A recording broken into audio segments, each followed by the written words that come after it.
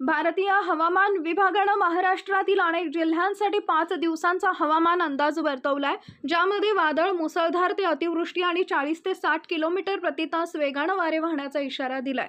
तर पुढील काही तासात राज्याच्या कोणकोणत्या भागांमध्ये पावसाची शक्यता आहे याची आपण सविस्तर माहिती या व्हिडिओच्या माध्यमातून पाहणार आहोत।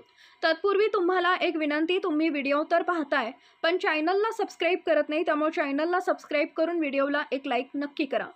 भारतीय हवामान विभागाने म्हणजेच IMDने 21 मे रोजी जारी केलेल्या बुलेटिनमधील हवामान अंदाज दर्शवतो की अंदाज संपूर्ण कालावधीत महाराष्ट्रातील काही ठिकाणी विजांसह वादळ आणि मुसळधार पाऊस पडण्याची खूप शक्यता आहे।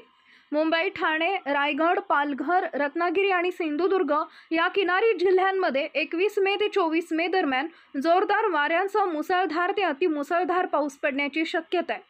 पुणे, नाशिक, कोल्हापूर, सातारा, सांगली, अहमदनगर आणि सोलापूर सारख्या मध्य आणि अंतर्गत भागात मध्यम ते मुसळधार पाऊस पडण्याची शक्यता आहे। मुसळधार पावसाच्या बाबतीत भूस्खलन आणि अचानक पूर येण्याच्या धोक्यामुळे पुणे, सातारा आणि कोल्हापूर मधील अनेक घाट भागात हाय अलर्ट जारी करण्यात आला आहे। धुळे, जळगाव, नंदुरबार आणि नाशिकसह उत्तरेकडील जिल्ह्यांमध्ये विजांसह वादळ आणि मध्यम स्वरूपाचा पाऊस पडेल। दरम्यान नागपूर, चंद्रपूर, यवतमाळ, भंडारा आणि गोंदिया यांसारख्या पूर्वेकडील जिल्ह्यांमध्येही 50 किलोमीटर प्रति तास वेगाने वारे वाहणाऱ्या वाऱ्यांसह वादळाचा इशारा देण्यात आला।